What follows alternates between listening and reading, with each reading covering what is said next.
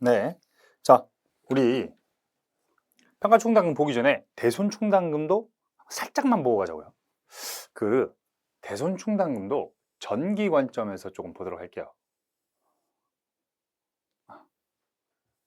우리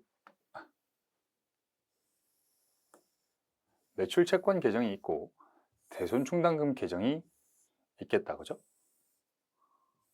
이게 예를 들어서 매출 채권이고 이게 뭐 손실총담금이라고 했다, 그죠?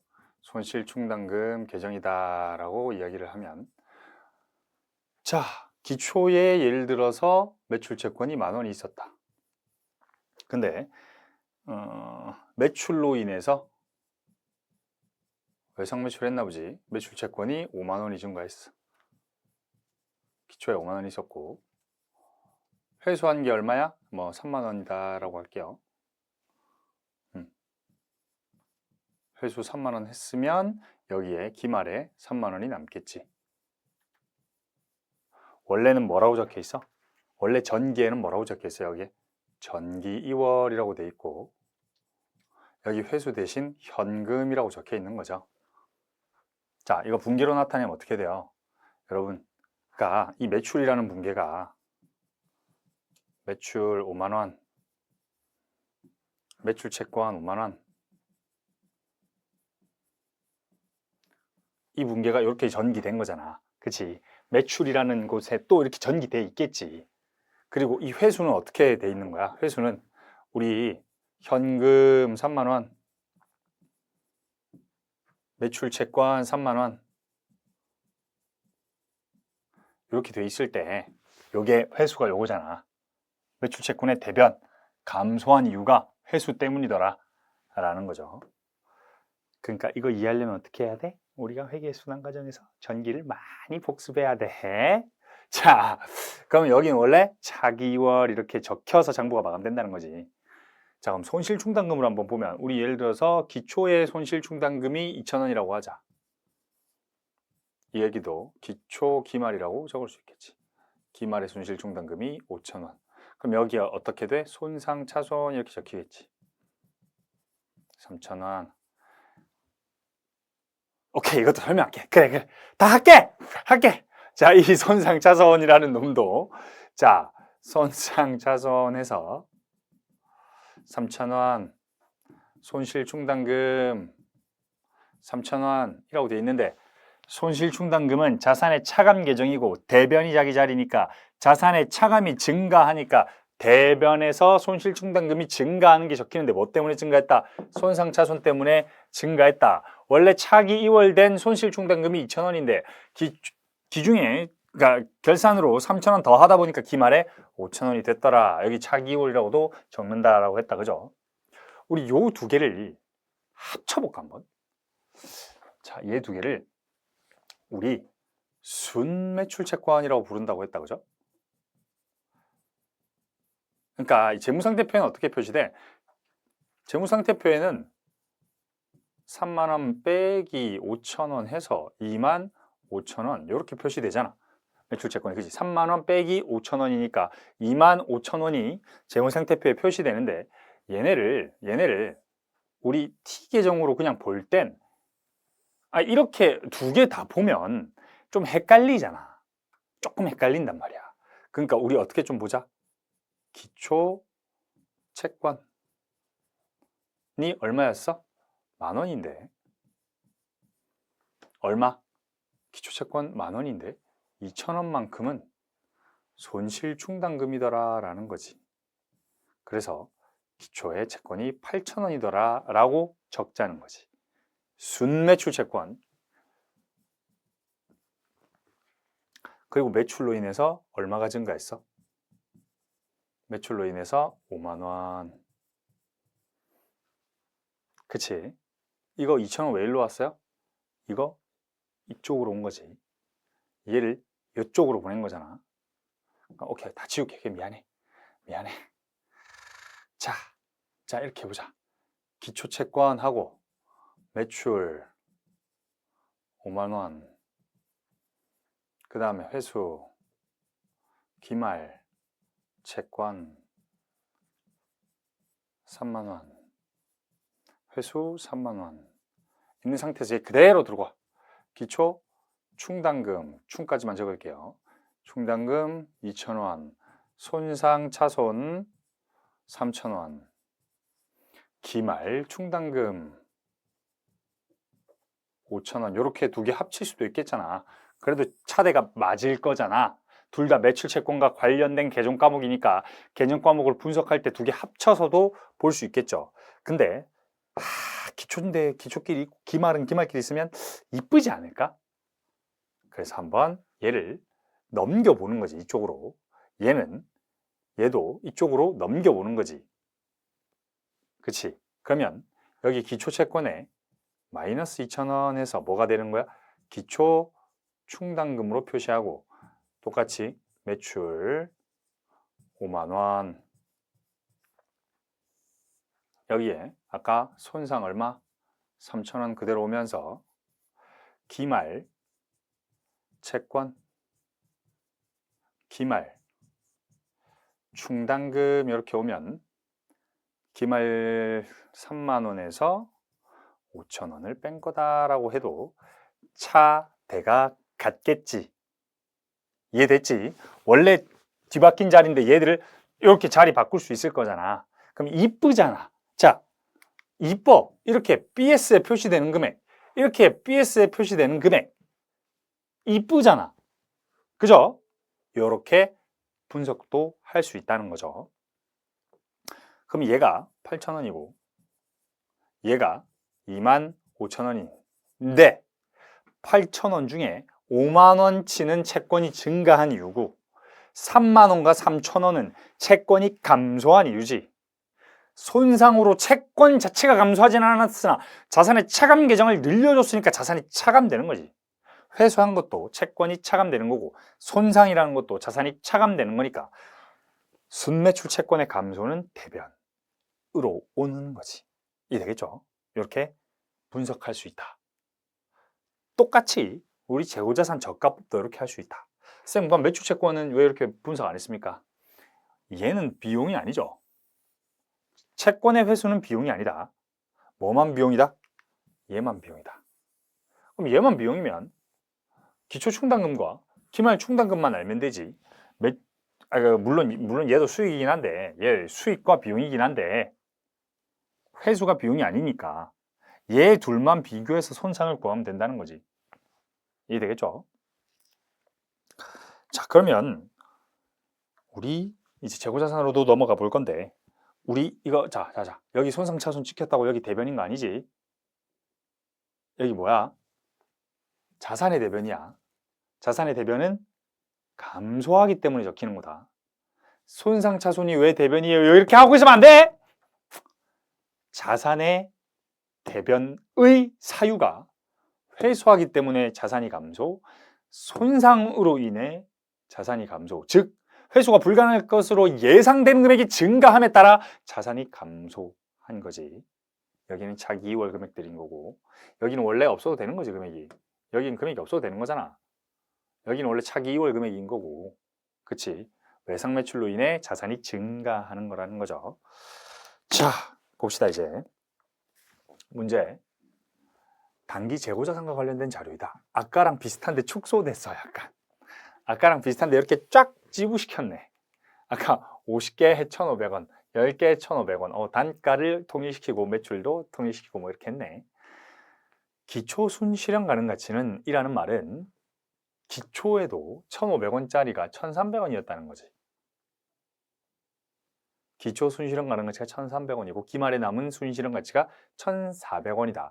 자, 단가 볼 필요 없죠. 항상 1,500원이었으면 기말 단가도 1,500원이었겠죠. 그러면 기말에 45,000원이고 장부상 수량과 실제 수량은 일단 일치하니까 감소된 수량 없이 30개 1,500원, 45,000원이 맞지. 이 45,000원이 근데 45,000원으로 표시하지 말라는 거지. 얼마로 표시하라는 거예요? 1,400원 30개 해서 42,000원으로 표시해달라는 거지. 이렇게. 답부터. 그렇잖아. 이게 언제라고요? 기말. 그럼 기초에는 어떻게 돼 있었다고? 아씨, 약간 최첨단 기술로 이렇게 샥 하면 이렇게 땡겼으면 좋겠어. 그러나 그럴 수 없다. 자, 기초에 얼마였다고? 기초에 15,000원이었는데 순실현 가르는 가치가 1,300원에 10개이기 때문에 13,000원이었다는 거지. 그래서 재고자산 평가 충당금이 2,000원이었는데 기말에 얼마였다? 45,000원 중에 3,000원이 충당금이고 41,000원이 남았더라.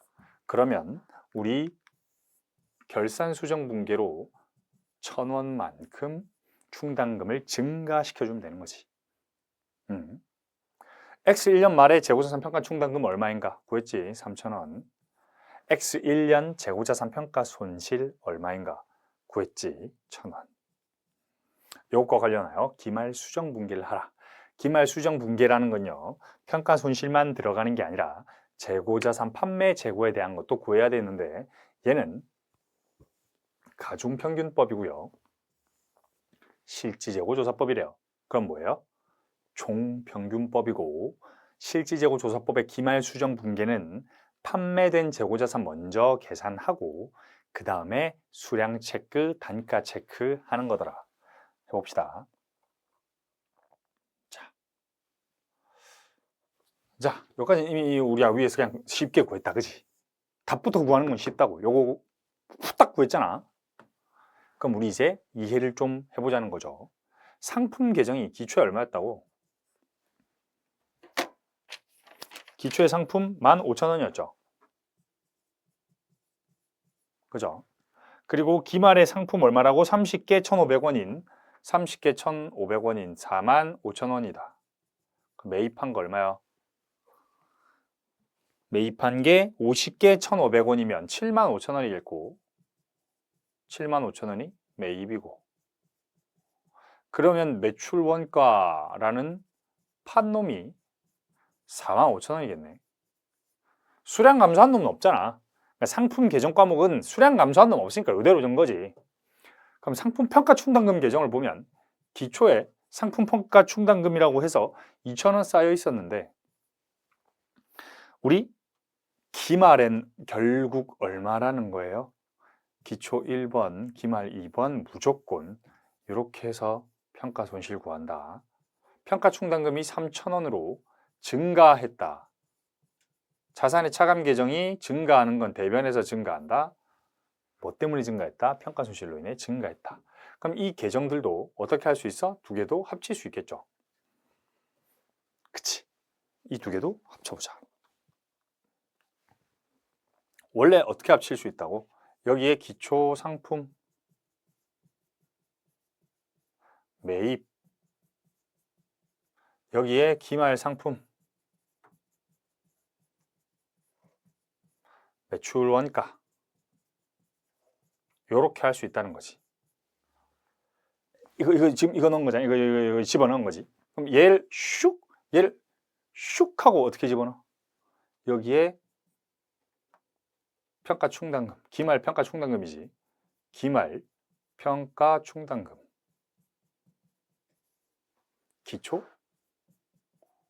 평가 충당금, 이렇게 슉 넣을 수 있다는 거지. 그치? 수량과 단가로 할 수 있나? 할 수 있어. 몇 개였어? 1,000원에 1,500원이래. 15,000원이래. 근데 얘는 10개가 한 개 100원씩 까지는 거 맞나? 200원씩 까지네. 충당금이 2,000원이 있대. 그쵸? 매입 몇 개 했어? 50개 1,500원씩 75,000원이래. 매출원가 몇 개래? 30개 1,500원씩 해서 45,000원이래. 자, 평가 충당금 얼마래? 우리 지금 평가 손실 기록을 안 했다고 죠? 평가 손실이라고 해서 1,000원이 있는데 이 1,000원이라는 금액은 어떻게 계산된 거야? 10개 100원 이렇게 계산된 거라는 거지. 근데 여기에 기말 충당금이라고 해서 기말이 몇 개야? 30개네. 미안합니다. 30개 100원 해서 3,000원 이렇게 기록되고 기말에 상품 몇 개예요? 30개 1,500원 45,000원 이렇게 기록되겠죠. 자, 이렇게 보면 요 기초평가 충당금 여기에 있던 건데 그냥 다 두 개 더하면 번잡시러 오니까 이쪽으로 옮긴 거고 얘 이쪽으로 옮긴 거잖아. 대차 맞추려고. 그 과정에서 평가 손실은 여기 냅둔 거지. 그럼 이건 뭐가 돼? 순상품이 되겠지. 순상품. 근데 얘를 좀 분석해 보자고. 기초의 상품이 결국 13,000원이 있었는데 기말엔 42,000원이 있대. 상품을 증가시킨 애들은 매입해서 증가했고 상품이 감소한 애들은 45,000원어치는 팔아서 감소했고 1,000원어치는 그 단가가 감소함으로 인해서 감소했대. 이렇게 보라는 거죠. 근데 이 평가 손실이라는 놈은 비용으로 처리하는데 매출원가로 처리할 수도 있고 기타 비용으로도 처리할 수 있는데 여기서는 매출원가로 처리하래. 그럼 합쳐서 매출원가가 얼마야? 46,000원이 되는 거지. 이해되겠죠? 자, 그럼 우리 이 저가법에서는 좀 어떻게 좀 편하게 표기하냐라고 하면 요거 합쳐서 얼마? 13,000원. 요거 합쳐서 얼마? 42,000원. 앞에 안 적을게요. 기초, 기말. 매입한 거 얼마? 75,000원. 여기에 어차피 다 비용이지. 아까 매출 채권이랑 다른 게 뭐야? 상품의 감소는 다 비용이다. 자, 여러분. 상품과 매출 채권을 비교해 보자. 기초에 상품이 있었어. 증가하고 감소하겠지. 상품이 가지고 있던 금액에서 증가하는 이유는 매입이야. 매출 채권이 가지고 있던 금액에서 증가하는 이유는 매출이야. 얘는 수익이라는 포괄손익 계정 과목이지만 얘는 계정 과목이 없지. 수익 비용이 아니잖아. 자산이잖아, 자산. 그러니까 매입이랑 상품. 계속기록법으로는 상품이라고 쓸 거고 실질재고조사법으로는 우리가 매입이라고 쓰잖아. 근데 이 매입이라는 건 자산이 아니잖아. 비용이 아니잖아. 이게 언제 비용시키는 거야? 이때 비용으로 시키는 거죠. 감소는 매출원가 또는 기타 비용이라는 거지. 얘는 항상 현금이지. 또는 손상차손이라는 거지.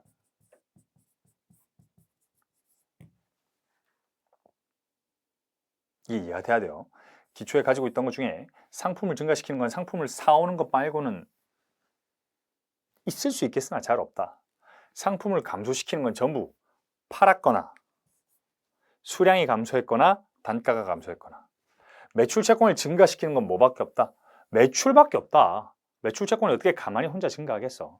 근데 매출 채권을 감소시키는 건 뭐다? 회수하거나 회수 불능이 예상되거나. 이렇게다. 자,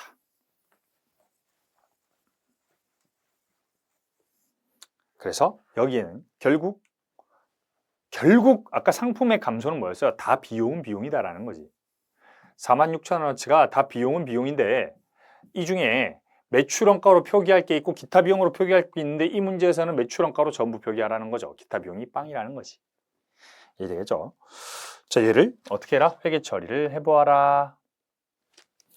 자, 회계 처리를 해보아라. 위에 전기된 금액 보면서 해야겠지. 결산 수정 분계로 우리는 이렇게 좀 나눕시다. 판매 재고분. 자, 판매 재고분. 얘는 뭐야? 저가법. 나눌 수 있겠지. 두 개를 좀 구분 짓자. 뭐라고 돼 있어? 평가 충당금을 먼저 구한 후 평가 손실.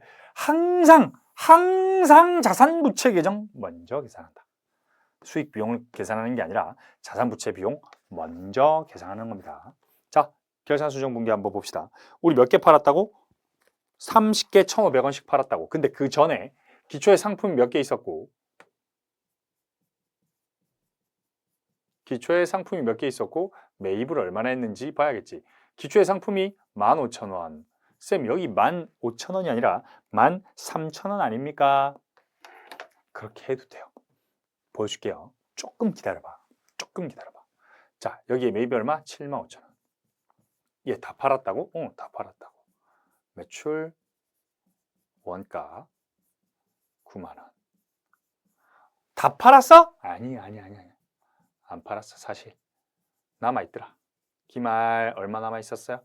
45,000원만큼 남아있더라. 매출원가가 45,000원 남아있더라. 근데 평가 손실이 증가했지, 우리. 얼마만큼? 1,000원만큼. 왜? 2,000원이 3,000원이 됐거든.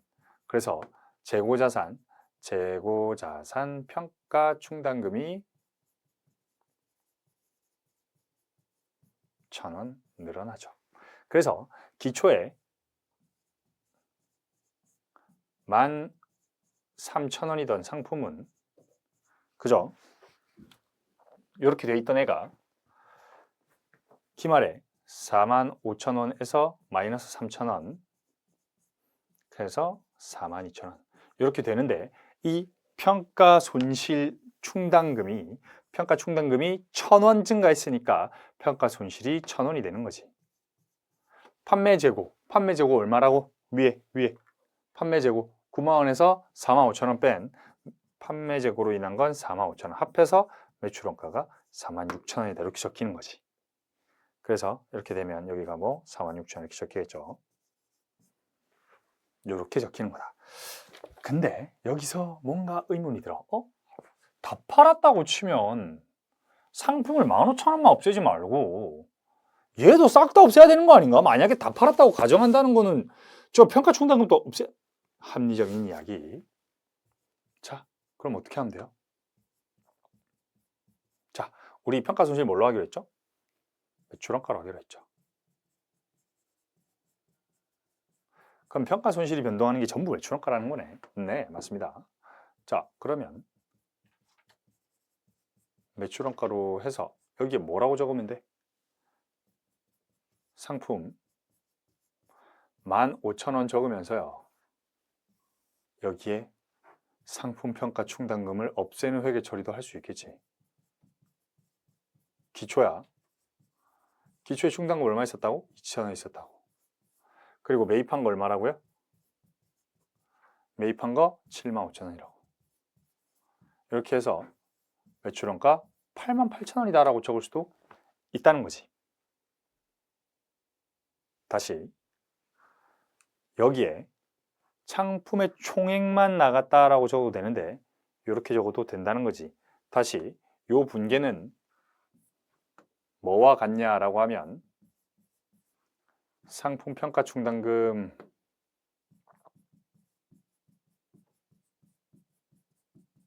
평가 충당금 2,000원이 없어져야 되니까, 원래는 뭐야? 평가 손실 환입인데 얘를 뭘로 하래? 매출원가로 하래매.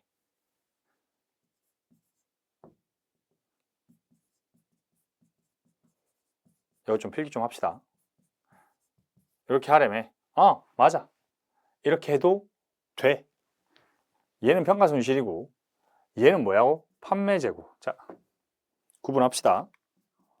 판매된 재고고요. 얘도 판매된 재고고요. 판매 재고 취소하는 거고. 얘는 뭐라고? 평가 손실이라고.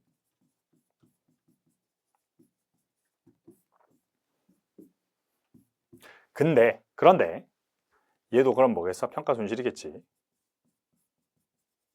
요렇게 되면 다 팔았다 치고 이렇게 했는데 상품이 얼마 기말에 남았어? 여전히 계속 해줘야겠지. 상품이 기말에 얼마가 남았더라? 45,000원이 남았고 매출원가 여전히 45,000원 없어져 줘야겠지. 얘는 판매 재고고요. 얘도 판매 재고지.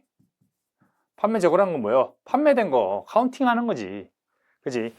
갖고 있던 거랑 샀던 거 다 팔렸다고 했는데 팔린 것 중에 안 팔린 거 카운팅한 거지. 그리고 여기에 뭐 하는 거야? 그리고 여기에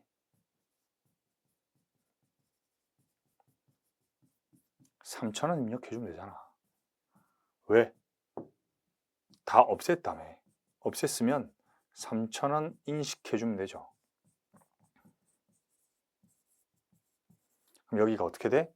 똑같이 평가 손실 때문인 거지. 자, 요 회계 처리와 저 회계 처리는 완벽하게 동일하다. 자, 제가 편하려고 앉은 게 아니에요. 여러분 보라고 앉은 거야. 자, 요 위에 회계 처리랑 요쪽 회계 처리는 완벽하게 동일하다. 예전에 이런 이야기 했죠. 우리는 외부 정보 이용자에게 재무상태표와 포괄손익 계산서를 보여줄 뿐 분계를 보여주지 않는다. 그렇기 때문에 기중에 어떤 방식으로 처리하건 결과가 같다면 동일하다라고 이야기를 했었다. 그죠? 얘 두 개가 봐요. 상품 평가 충당금을 전부 없앴다가 3,000원을 쌓는 거나 상품 평가 충당금을 1,000원만 쌓는 거랑 여긴 또 재고라고 썼네. 동일하다는 거지, 두 개가. 자, 계산해봐. 매출원가 계산해봐요. 판매된 재고만 계산해볼까? 9만 원 빼기 45,000원 해서 45,000원이지. 자, 평가 손실 환입이 2,000원 있었는데 평가 손실이 3,000원 있었네. 두 개 합해서 1,000원이지. 똑같다는 거지. 상품 평가 충당금만 볼까? 2,000원이 없었다가 3,000원이 증가했으니까 2,000원에서 3,000원으로 증가한 거지. 얘랑 지금 얘 좀 적어 놓으세요. 이렇게. 완벽하게 동일하다. 다시 말하지만 완벽하게 동일한 회계 처리다. 그러나 어떤 게 좀 간편하고 이뻐? 왜? 대손 충당금도 이렇게 했죠. 그러니까 재고자산 손실 평가 충당금도 얘도 이렇게 하자. 요 방식으로 하자. 이해되겠죠? 요 방식으로 하는 거 맞는 겁니까? 맞는 거예요. 얘도 맞다고. 근데 이렇게 하자고. 아시겠죠? 이 책에서는 이렇게 하자고. 이렇게 하면 틀렸습니까? 맞다니까.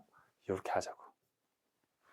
그러니까 다 팔렸다 가정한다면서요. 그럼 쌤, 상품이 하나도 안 남았다 가정하려면 평가 충당금도 없애야 되는 거 아닙니까? 맞는데 그 위에 것만 이렇게 하자고. 알겠죠? 자, 우리 요 관련해서 이제 종합 문제 한번 풀어보도록 하죠. 자, 화면을 바꿔야 되네.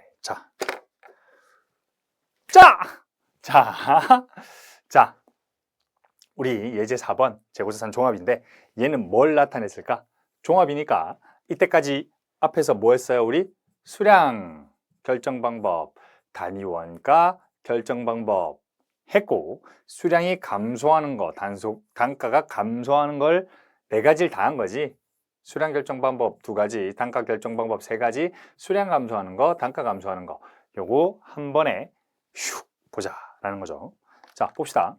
다음은 대한의 재고자산과 관련된 자료이다. 대한은 실지재고조사법을 하고 있고요. 기준에는 계속 기록한대. 오케이. 원가 흐름은 총평균법을 가정한대. 병행법을 실시하니까 원가 흐름이 이동평균인지 총평균인지 얘들이 제시해줘야 되는 거지. 둘 다 쓰고 있다라고 하면 아까 이야기했죠. 계속 기록도 하고 실제 재고조사도 한다면 매출원가를 계속 기록하는 이동평균법을 쓰는지 기말에 하는 총평균법을 하는지에 따라 원가가 달라지기 때문에 제시해줘야 된다. 제시해줬고, 기말 실지 재고조사 결과, 자, 그럼 표를 한번 보니까 매입이 50개고 기초에 10개, 매출이 30개, 기말이 재고가 장부상으로는 30개여야 되는데 실제로는 25개 남아있고 이 중에 2개는 정상감모고 그럼 3개가 비정상이겠네. 그치? 3개가 비정상이겠고 순실현 가능 가치도 1,400원이래. 단가 계산을 먼저 해봐야겠지.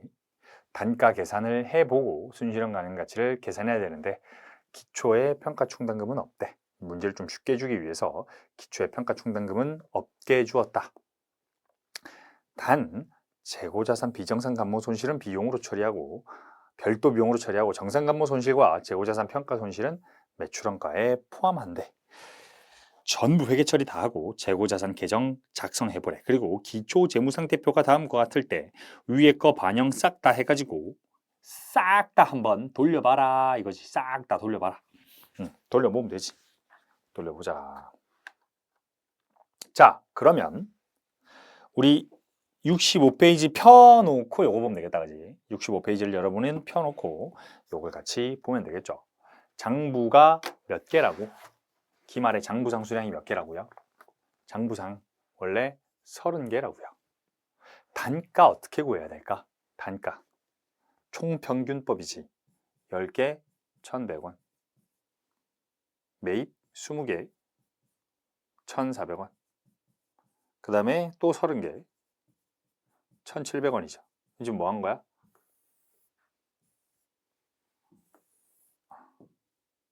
몇 개야 그럼? 60개. 얼마예요? 9만 원. 하면 얼마예요? 1,500원. 가총평균법 단가는 전부 다 11,000원, 28,000원, 51,000원 더해서 9만 원. 아까 했던 거잖아. 했던 거. 9만 원이고 60개로 나누면 1,500원의 단가가 계산된다.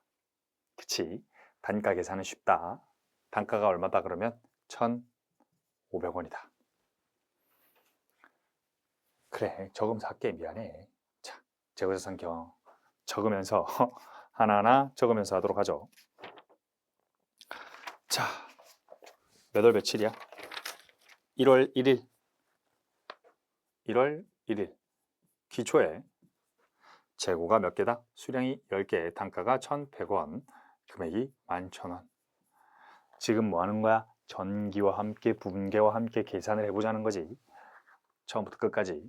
그리고 매입 언제 했어? 4월 1일에 했어. 4월 1일. 그리고 또 언제 했어? 매입을 9월 1일. 9월 1일에 했는데 이때도 매입이고 이때도 매입. 현금, 매입 채무, 전기월이 아니라 기초, 매입 이렇게 적자는 거지. 자, 그럼 20개 1,400원. 여기가 20개 1,400원 해서 여기가 28,000원이고요. 그죠? 그러면 여기가 30개 1,700원이니까 51,000원이더라. 그러니 여기는 9만 원이고 여기는 60개인데 여기 무조건 1,500원이겠다 라고 하면 안 되고 여기가 1,500원인 이유는 1,500원인 이유는 총평균법이기 때문이다. 여기가 총 1,500원으로 적을 수 있는 이유는 총평균법이기 때문이지 선출법이나 이동평균법이면 여기 단가는 그냥 없는 거지. 차변합계 단가 따윈 없지. 이해되겠죠? 그리고 언제 매출했지? 7월 1일과 10월 1일 7월 1일과 10월 1일 매출했는데 사실 중요하다 중요하지 않다? 중요하지 않다. 왜? 얘는 실지재고 먼저 계산하는 거지. 실지재고 먼저. 기말에 몇 개 있는 거야? 25개 있대. 일단 위에 갔다 와보자 그럼. 여기에 매출, 여기도 매출 몇 개 팔았대? 일단 잘은 모르겠지만 20개 10개 이렇게 팔았대. 그럼 10월까지 이렇게는 기록되는데 단가는 모르지. 일단 여기까지만 작성 가능한 거잖아. 기말 재고가 12월 31일에 몇 개 남았는지 지금도 모르는 상태지. 실지 재고 조사를 하러 올라가 보자. 그럼 뭐만 아는 거야? 그러니까 순서를 보자는 거지. 장부상 일단 집계를 먼저 한다는 거죠. 차변에 집계를 전부 다 했어. 그러니까 60개 9만 원이라는 사실 알았고 여기 보니까 30개를 팔았더라. 그러면 장부에 몇 개가 있어야 된다? 30개 1,500원짜리가 다 있어야 된다는 거지. 그치? 그럼 여기에 원래 기말 재고가 얼마 있어야 되는 거야? 45,000원 있어야 되는 거지. 45,000원 있어야 되는데 실제로 몇 개 있다고? 25개밖에. 45,000원 있어야 되는데 실제로 몇 개밖에 없다고? 25개밖에 없다고. 25개 1,500원 하면 자 우리에겐 계산기가 있지. 암산하지 말자. 그죠? 그러면 37,500원이다. 그러면 이 차이가 감모 손실이라고 해서 7,500원이다. 이렇게 적힌다는 거지. 이건 뭐야? 지금 분위기가 쓱 떠올라야 돼. 수량이 실제로 감소한 거니까 아, 상품이 우리 기업에서 나간 거네. 상품을 가지고 있을 권리가 자산이 사라졌으니까 자산을 직접 차감해도 되겠다. 직접 차감해야겠다. 정상 감모 손실이 2개고 비정상 감모 손실이 1개인데 전부 단가가 얼마라고요? 1,500원이래. 그러면 정상적으로 감모된 게 3,000원, 비정상적으로 감모된 게 4,500원이다. 그럼 저가라고 적혀 있는데 우리 앞에 65페이지 보고 자, 순실현 가능 가치가 1,400원이다. 그럼 순실현 가능 가치가 얼마다? 1,400원이래. 그럼 25개 있는데 알고 보니 1,400원이다라는 거지. 그럼 여기가 얼마야? 35,000원 이렇게 되겠죠. 그럼 평가 충당금은 얼마가 돼야 돼요? 2,500원이지. 이름이 다르네. 위에는 감모 손실이라고 해놓고 밑에는 평가 충당금이래. 감모 손실이라고 써도 되지만 뭐랑 똑같은 거야? 상품 감소 수량이지. 상품 감소액이라고 써야 되는 거지. 그러니까 대변해 오는 계정 과목이 위에는 상품이라고. 근데 얘는 대변해 오는 계정 과목이 평가 충당금으로 오는 거지. 그치? 자, 이렇게 되면 우리 매입 시점에는 회계처리 아까 밑에 했던 거 기반으로 매입 시점에는 뭐라고 적어요? 실지재고조사법 총평균법으로 기록하니까 매입이라고만 적지. 매입이라고만 적고 여기에 28,000원, 여기에 51,000원. 여기에 뭐 현금 매입했다고 가정합시다. 현금 매입, 현금 매출은 그냥 아무것도 없을 때 가정하는 거지 우리가. 현금 매입, 현금 매출. 자, 매출 얼마 했어요? 2만 원에 2,000원, 10개 2,200원이니까 매출도 시점에 따라 2만 원에 20개니까 4만 원. 여기는 22,000원. 똑같이 현금으로 매출했다.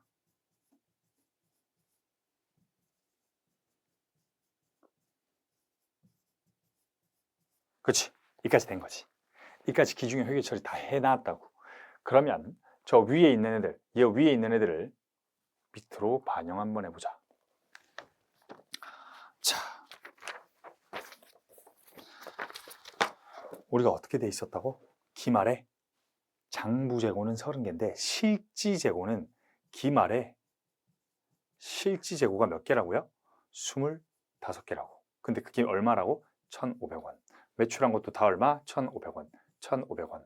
얘가 다 얼마? 판매재고지. 판매재고가 그러면 얼마? 판매된 재고는 45,000원이겠다. 그리고 여기에 있는 기말의 실지재고는 37,500원인데 지금 페이지 어디 봐야 돼? 166페이지 물음 1 밑에 요 표 보면서 오른쪽 요거 작성하는 거지.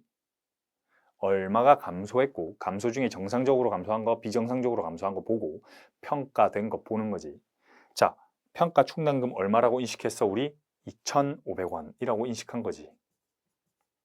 그래서 순 금액이 얼마다? 35,000원이다. 이거 우리는 기말 저가재고라고 적을 거예요. 앞으로 저가재고가 35,000원이다라는 거지. 그치? 이건 어떻게 구할 수 있어? 얘도 수량과 단가로 구할 수 있더라. 이렇게 할 수 있다는 거죠. 그렇죠? 여기 뭐야? 평가 충당금. 이렇게 구할 수 있죠. 차대가 안 맞네. 안 맞겠지. 왜요? 감소와 평가에 대해 우리 감소는 어떻게? 상품으로 직접. 평가는 어떻게? 평가 충당금으로 까내리는 건데 상품 감소한 금액은 7,500원이고요. 평가 충당금이 2,500원인데 평가 충당금은 여기에 평가 손실이라는 놈을 줬고 상품이 감소한 놈은 감모 손실이라고 적는데 얘를 뭘로 적재? 매출원가와 기타 비용으로 적자는 거지. 원가와 기타 비용으로 나눠서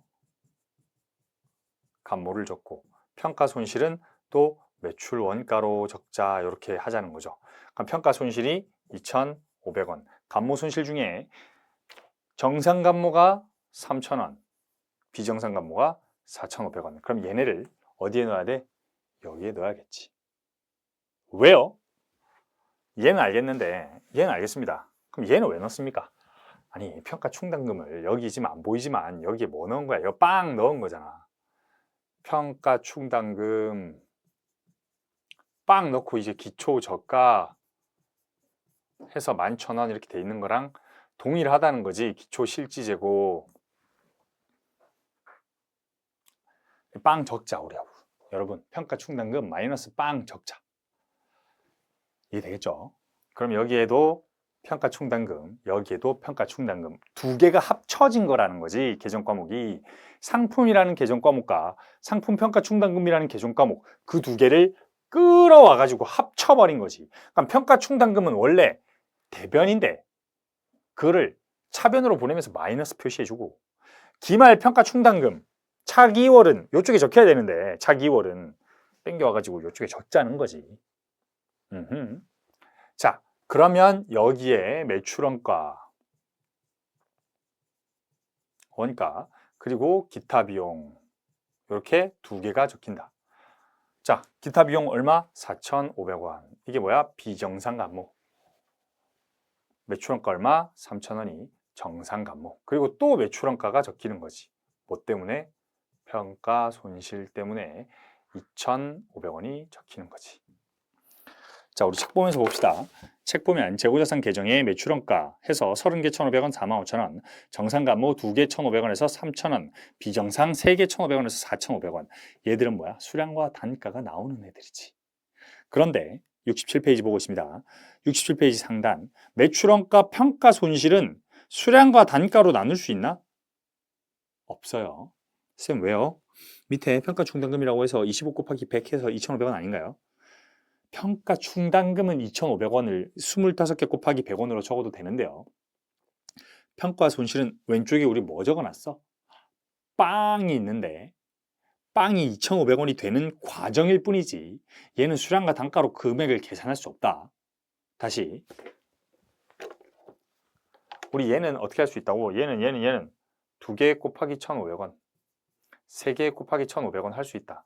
근데 얘는 이건 할 수 없다고. 왜? 얘는 여기에서 여기가 되는 과정일 뿐이야. 단지 여기가 빵이기 때문에 2,500원인 거지. 여기가 1,000원이었으면 1,500원이고 2,500원이었으면 빵이다. 그러니까 얘는 수량과 단가로 이루어지는 애들이 아니다라는 거지. 평가 손실인 얘는. 아시겠죠? 수량과 단가로 찢을 수가 없다라는 거다. 자, 그러면 우리 분계 계속해서 해봐야겠지. 결산 수정 분계로 돌아와서 결산 수정 분계 어떻게 해야 돼? 처음에 판매된 재고부터 하는 거지. 판매된 재고부터 하는 거죠. 원래 매출원가로 전부 팔았다고 가정부터 하는 거죠. 뭐랑 뭐를? 기초 상품이랑 매입한 상품이랑 다 팔았다고 가정했다가 그 다음 뭐 하는 거야? 상품 기말에 남은 거 있더라 라는 거지.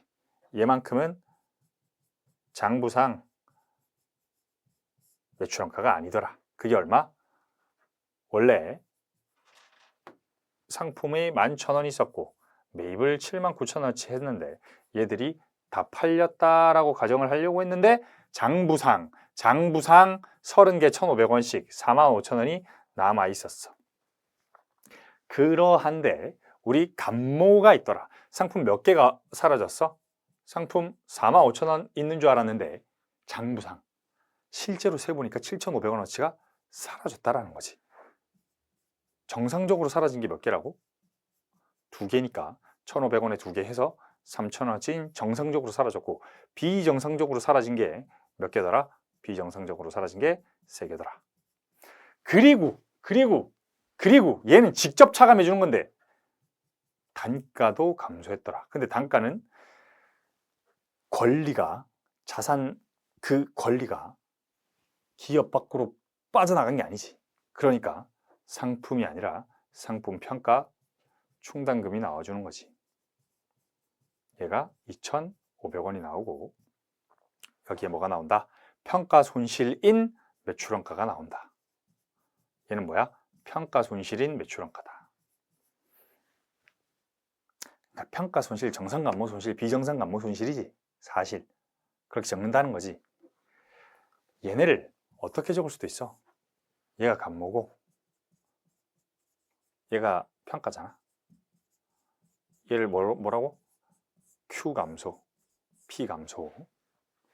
얘를 어떻게 적을 수도 있을까? 실지 재고 조사를 해버렸는데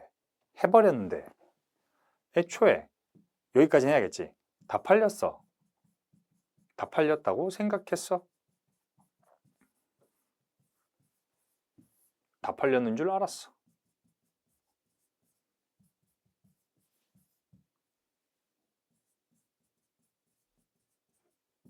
다 팔렸는 줄 알았는데 어떻게? 다 안 팔렸더라. 얼마만큼? 실제로 재고조사 해보니까 얼마만큼? 37,500원만큼이 남아있더라. 이렇게 해도 된다라는 거지. 근데 비정상적으로 빠진 놈이 4,500원이지. 그리고 여기 있는 걸 매출원가로 얼마가 빠져? 합해서 42,000원 이렇게 적히겠죠. 뭐 한 거예요? 1번, 2번을 합쳐버린 거지. 이렇게 해도 된다. 항상 말하지만 분계는 합쳐도 되는데 공부할 때는 전부 싹 다 찢어서 공부하는 게 좋습니다. 자, 이렇게 하고 나면 수정 후 시산표, 우리 책 보면서 할까? 67페이지 수정 후 시산표에다가 차변에 상품 남아있는 게 37,500원. 책 봅시다. 67페이지 하단. 대변에 상품평가 충당금 2,500원이 남지. 시산표에는, 대변에 남잖아. 시산표에는 마이너스 금액이 없으니까. 그럼 차변에 매출원가 판매된 재고가 45,000원, 정상감모가 3,000원, 평가 손실이 2,500원 이렇게 안 적혀 있고 실제 수정 후 시산표에는 매출원가 한 줄로 딱 하고 적혀 있겠지. 다 합쳐서 얼마? 49,500원이. 그리고 기타 비용으로 재고자산 비정상 감모 손실이 얼마? 4,500원이 적혀 있는 거지. 대변의 매출. 요거 여러분 시산표 꼭 그려보세요. 자, 그럼 다음 페이지 68페이지로 넘어가서 포괄손익계산서에 우리 판매된 재고가 판매된 재고랑요. 그리고 뭐가 있는 거예요? 감모 손실이 있고 평가 손실이 있는데 이 감모 손실은 무슨 감모다? 정상 감모다. 그리고 여기엔 뭐가 와? 비정상 감모가 나온 거지. 비정상 감모 얼마였죠? 비정상 감모 4,500원. 이게 3개 1,500원이다. 그치? 판매된 재고와 정상적인 감모 손실과 평가 손실은 다 뭐다? 매출원가다. 판매된 재고 몇 개 팔렸죠? 30개 1,500원씩. 정상적으로 감소된 게 2개 1,500원. 평가 손실은 숫자랬지. 그냥 숫자다. 이렇게. 왜 평가 손실은 숫자예요? 얘는 평가 충당금을 만들어주기 위한 과정 금액일 뿐이지 수량과 단가로 찢을 수 없다. 기초가 빵이기 때문에 2,500원인 거지. 기초가 2,500원이면 평가 손실이 빵인 거다. 그죠? 그렇게 해서 기말 재무상태표에는 뭐가 적히는 거야? 결국 상품이라고 해서 우리 37,500원에서 상품 평가 충당금이 2,500원이 적혀서 35,000원이 적히게 되는 거죠. 자, 이렇게 해서 기말 재무상태표가 만들어진다는 거지. 나머지 여러분이 한번 꼭 채워보세요. 아시겠죠? 자, 결국 모든 회계 처리. 자, 자산 부채 관점에서 처리해야 되는 거고 감모 손실도 상품이 감소된 것 관점으로 처리하는 거지. 감모 손실 관점에서 측정하는 게 아니라 사라진 상품 관점에서 봐야 되는 거지. 손실 관점에서 보는 회계 처리가 아니라는 거죠. 평가 손실도 똑같다는 거지. 이해되겠죠? 자, 그럼 재고자산 회계 처리를 우리 종합을 한번 해보자. 실질재고조사법은 매입이라고 쓰고 현금 혹은 매입 채무가 되겠지. 그럼 매출할 때는 매출하면서 현금 또는 매출 채권이 되겠다. 자, 결산 수정 분계로 우리 어떻게 한다? 매출원가로 다 판매했다고 가정한다. 뭘? 기초재고자산과 매입한 재고자산을 전부 팔았다고 가정하고 이 매출원가는 덜 팔았다는 거지. 그러니까 다 판 게 아니라 남은 게 이만큼 있더라라고 실제로 재고조사를 했으니까 이만큼은 판 게 아니다라고 적은 뒤에 뭐 하는 거야?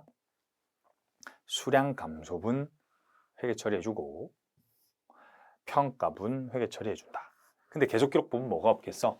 판매된 재고에 대한 금액이 없지.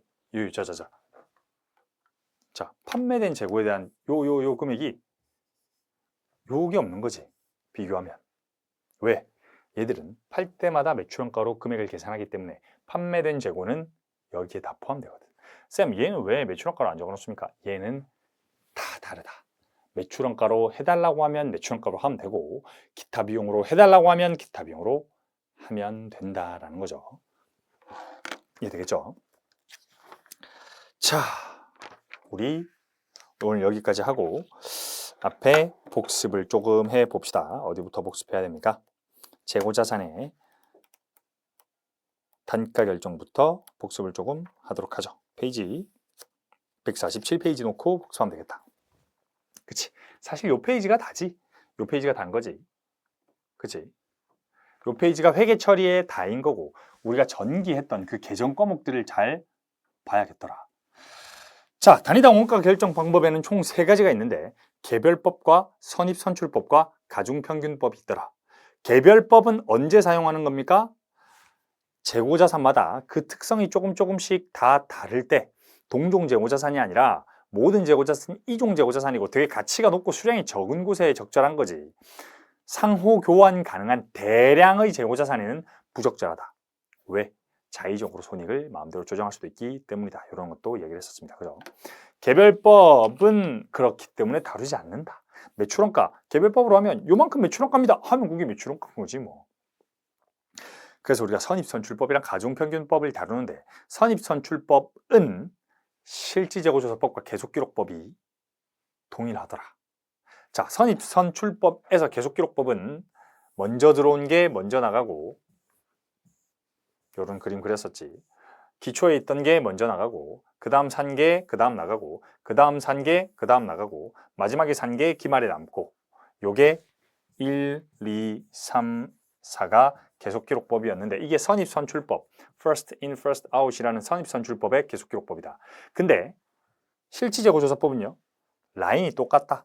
단지 기말에 그러니까 맨 마지막에 산 재고가 기말에 남았을 거라고 계산을 할 뿐이다. 그리고 나서 매출원가는 그냥 이렇게 치는 거다. 그렇기 때문에 금액 라인이 똑같다는 건 단가가 똑같이 꽂힌다는 거잖아. 그러니까 금액이 동일하다. 그래서 사실 단가 결정 방법으로 선입선출법에서는 기록 방법에 무관하게 이 두 기록 방법에 무관하게 금액이 동일하게 적힌다. 그러나 가중평균법이라는 게 조금 다른데 가중평균법은 2가지 방법이 있더라. 총평균법이라고 해서 기말의 실질재고를 먼저 계산할 때 다 수량과 금액을 다 집계한 다음에 얘들의 모든 총평균을 단가로 계산하는 방법이더라. 얘는 여기에도 매출원가에도 모든 동일한 단가가 계산된다. 즉 차변 합계의 평균 단가는 대변의 모든 단가인 거지. 이게 총평균법이다. 그런데 이동평균법이라고 하는 계속기록법과 가중평균법을 합친 애들은 조금 다르더라. 어떻게 다릅니까? 이동평균법은 여기를 사용하지 않는다. 물론 선입선출법도 여기 사용하지 않는 거지. 자, 우리 수량과 금액이 있을 때 여기에 있는 단가를 사용하는 건 총평균법 말고는 아예 사용하지 않는다는 거지. 그죠? 자, 이동평균법은 뭡니까? 우리가 계속기록법은 어떻게 해야 돼? 팔 때마다 매출원가로 기록을 해야 된다고. 팔 때마다 요 매출원가를 기록해야 되잖아. 팔 때마다 매출원가를 기록해야 되는데 집계하지 않으면 기록을 할 수가 없죠. 그러니까 요만큼만 집계하자는 거지. 자, 매출 원가의 날짜가 있다. 예를 들어서 여기가 8월 1일이다라고 하면 8월 1일 직전까지의 평균 값을 단가로 넣자. 그리고 남은 금액과 요 정도 남아있다라고 하면 요 남은 금액과 또 뭐 10월 1일에 매출했대. 그러면 또 10월 1일까지 요만큼의 평균 단가를 매출했을 때 단가로 넣자라는 게 이동평균법이다. 이동하지, 네모칸이. 이렇게 이동한다고 해서 이동평균법이다라고 배웠었다. 그죠? 그걸 예제 1번에서 전부 배웠었다. 그쵸? 자, 예제 1번 꼭 복습해봐야 되고, 그 다음에 다뤘던 게 우리가 수량감소더라. 수량감소라는 건 기초, 매입, 매출원가, 기말이 있을 때 선입선출법과 계속기록법과 실지재고조사법을 믹싱해야 되더라. 왜?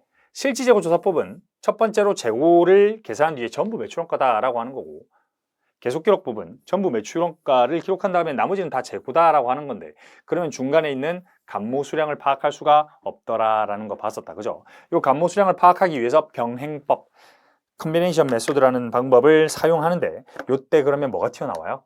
감모수량이 튀어나오는 거지. 자, 감모라는 건 뭐다? 수량 감소를 측정하기 위한 방법이고, 수량 감소를 측정했다면 얘는 단가도 필요하겠다. 수량이 깎인 만큼의 단가를 계산하면 그게 뭐야?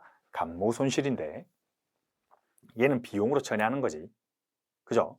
그러니까 재고자산 계정 과목에서 매출원가라는 계정 과목도 있을 거고, 왜? 상품의 감소, 상품의 감소지.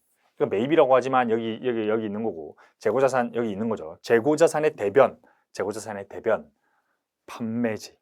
근데 또 뭐가 있다고? 재고자산의 대변이 왔을 때 수량이 감소해도 여기에 적힌다는 거지. 그게 감모라는 거지. 이해되겠죠? 그래서 여기에 뭐가 적힌다? 매출원가가 적힐 수도 있고 기타 비용이 적힐 수도 있다. 전기한다는 거지. 매출원가로 전기하고 여기에는 기타 비용으로 전기하기도 한다. 비용의 계정 과목은 상관없더라. 문제 제시하면 그대로 풀면 되더라 라고 얘기를 했어요. 그죠? 자, 그리고 우리가 수량 감소는 이렇게 구하는 거 알겠다. 그럼 수량 감소가 먼저냐 단가 감소가 먼저냐? 항상 수량 감소가 먼저다. 항상 수량을 구하고 단가를 구하는 거다. 이렇게 해야 된다. 왜요? 상식적으로 생각을 해보면 우리 재고자산을 셀 때 단가를 세지 않죠. 1,500원짜리, 2,600원짜리 이렇게 세는 게 아니라 하나, 둘, 셋, 넷, 다섯 그러고 단가를 계산하는 거죠. 실물 흐름을 생각해 보세요. 당연히 수량 먼저 세는 거다. 자, 그러면 단가 감소는 어떻게 처리하냐라고 하면 단가는 예상해서 감소분을 처리하는 거더라. 그래서 새로운 개념이 두 개가 나왔는데 저가법이라는 개념이 첫 번째로 나왔다. 저가법이라는 건 뭐냐? 기말의 장부 금액을, 기말의 순장부 금액, 정보 이용자한테 보여주는 금액을 순실현 가능 가치와 취득원가 중 낮은 걸로 보여주자는 거지. 시장 가치를 우리는 Net Realized Value라고 해서 NRV라고 하는데 걔랑 취득원가 중에 작은 금액으로 보여주자는 거지. 외부정보 이용자한테. 그러니까 예를 들어 1,000원에 샀어. 근데 1,500원에 팔린대. 그러면 그냥 1,000원에 샀다는 거 보여주면 된다는 거지. 왜? 1,500원에 팔 거면. 근데 1,500원에 못 팔고 800원에 팔아야 된대. 그러면 이 800원이라는 숫자를 좀 보여주자라는 거지. 어떤 방식으로? 요 방식으로. 왜? 실제로 우리 자산이 있는데 이 금액에 팔릴 것 같은 느낌적인 느낌이 들어서 그래. 앞에서도 이야기했지만 매출 채권의 회수 불능 예상을 외부 정보 이용자한테 보여주듯이 얘도 뭡니까? 낮게 팔릴 가능성에 대한 예상을 외부 정보 이용자한테 공유하라는 거지. 그러다 보니까 저가법도 어떻게 한다? 이렇게 충당금 계정을 설정하는데 이를 뭐라고 한다? 재고자산 평가충당금이라고 하는 거고, 재고자산 평가충당금은 항상 기초금액에서 기말금액이 되도록 계산하는 거다. 기초추정과 기말추정, 한마디로 이 금액은 추정금액이다 아니다? 절대 아니다. 이 금액은 추정금액이 아니라 추정금액에서 추정금액이 되기 위한 금액이다. 기초에서 기말로 넘어가기 위해 필요한 게 분계다. 얘는 분계다. 그지? 평가 손실은 분계고 결국은 우린 평가 충당금을 먼저 구하는 거다 라는 거죠. 그렇게 해서 우리가 뭐까지 봤어요? 적합법까지 봤는데 순실현 가능 가치는 어떻게 구한다고? 예상 판매 가격에서 예상 판매 비용을 차감해서 구한다. 이런 것도 우리가 봤습니다. 그리고 적합법 개정 같은 경우에는 우리가 그냥 일반적으로 상품 개정과 상품 평가 충당금 개정 두 개를 믹싱해서 좀 보더라. 왜? 보기 좋잖아. 두 개 그리면 안 이쁘잖아. 그러니까 한 개 그려가지고. 여러분 두 개 그려서 봐도 돼요. 아무 문제 없다. 정말 아무 문제 없다. 푸는 방식은 제각각인데 여러분 이렇게도 한번 풀어보세요. 괜찮습니다. 정말 적극적으로 추천하는 방법이고 여러 가지 방법으로 풀고 여러 가지 방법으로 복습을 하면 여러분의 실력이 여러 가지 방면에서 올라가겠죠. 당연히 사고에 좋아요. 이 방법으로도 풀어보셔도 됩니다. 풀어드리진 않았지만. 그래서 요 두 개를 합쳐서 어떻게 보는 거다? 순장부 금액으로 보는 거다. 매출 채권도 순매출 채권으로 볼 수 있고 재고자산도 순재고자산으로 볼 수 있더라라고 이야기를 했었다. 그쵸? 그렇게 해서 우리 어떻게 했다? 적합법까지 끝냈고 맨 마지막에 우리가 재고자산 예제 04번에서 종합 문제를 한번 풀어봤다. 그러면 오늘 뭐 하면 됩니까? 다 복습해야지. 종합 문제만 복습하면 안 되지. 알겠죠? 오늘 좀 잔소리가 길었는데 재고자산 종합 문제까지 꼭 복습해 보시고요. 요약된 회계 처리도 보고 다음 시간에 재고자산 뒤에 조금 남은 거 마무리하고 연습 문제 같이 풀어보도록 하겠습니다. 네, 오늘 너무 고생 많으셨고요. 네, 고생하셨습니다.